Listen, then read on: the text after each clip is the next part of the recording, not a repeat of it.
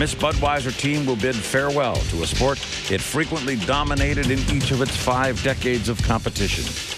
It all began in 1963 when, on a lark, the late Bernie Little purchased a 4-seat hydroplane and talked August Bush into sponsoring the craft.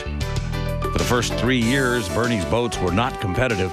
Even before his boats claimed a single victory, Bernie Little mourned the loss of a driver when Don Wilson died driving Miss Budweiser in the President's Cup in 1966.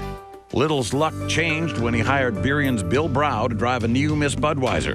Brow delivered the first 2 Miss Budweiser victories, and from then on, the Budweiser team became one of the sport's toughest and best-known competitors. Racing continued to exact a high price from Bernie Little.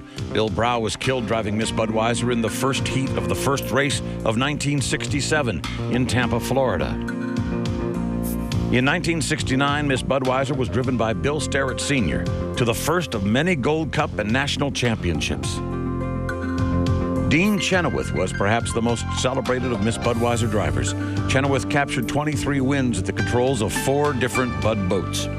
Chenoweth became the 3rd driver to lose his life in a Budweiser hydroplane. He perished when a cab-over Rolls Griffin-powered Miss Budweiser blew over in the Tri-Cities in 1982.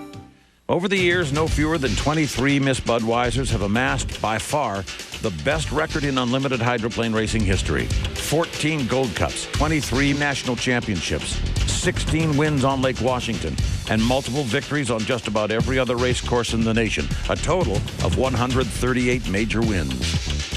Along the way, the Miss Budweiser was driven by many of the sport's best chauffeurs, among them Chip Hanauer, Jim Kropfeld, Mickey Riemann, Tom DeEeth, and Scott Pierce. Since 1997, Dave Vilwalk has been the Miss Budweiser skipper.